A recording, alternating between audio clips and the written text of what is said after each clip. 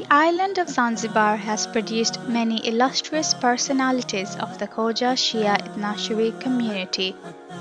One such legendary figure was Haji Ali Nakthu. Born in Nagalpur, Kutch in 1871, Ali Nakthu arrived in Zanzibar at the tender age of 15. With integrity and honesty, he worked his way to become one of the most successful merchants of his time, whose simplicity and philanthropy was exemplary. At the time, the emerging Khoja Shia Itnashari community faced great opposition and threats from powerful members of the Ismaili Khoja community in setting up a mosque in Zanzibar. The community persisted and established the first ever mosque built by the Khoja Shia Itnashari community, known as the Quwwatul Islam Mosque, also known as Junni Masjid. Haji Ali Nakthu donated the entire first floor of Junni Masjid and served as the president of the Quwwatul Islam Jamaat for 28 years.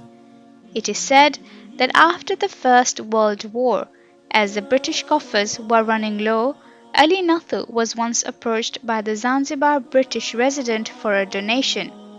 Without hesitation, he promptly offered a blank cheque to be filled in by the British resident. This magnanimous act of generosity resulted in the British government offering to bestow upon Ali Nakthu a knighthood with the coveted title of Sir.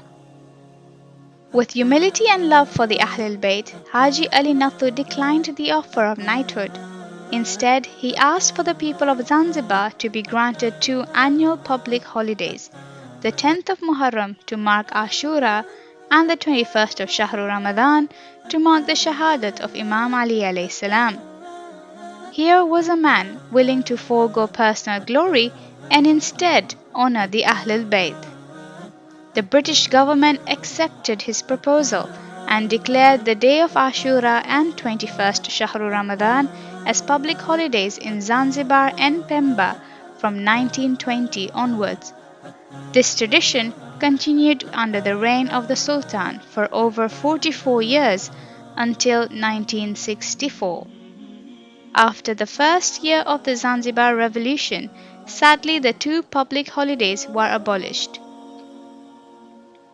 During his life in Zanzibar, Ali Nakthu was fondly called as Ali Manoti, a man with banknotes.